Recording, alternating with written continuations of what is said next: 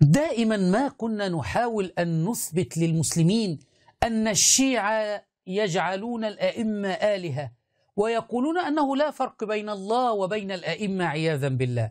واليوم سنثبت هذا من تفسيراتهم الباطنية الكفرية. يقول تعالى: ويحذركم الله نفسه. خرج علينا عمائم الشيعة زاعمين أن نفس الله هو الإمام عياذا بالله.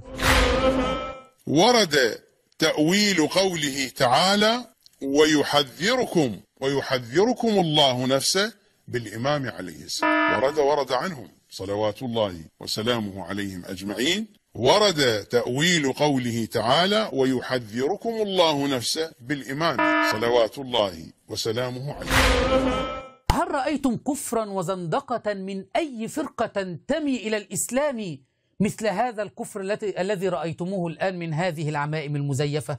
وينقل من كتاب مرآة الأنوار لأحد كبار علماء الشيعة، ولكنهم جميعا قد كفروا وأشركوا بالله تبارك وتعالى.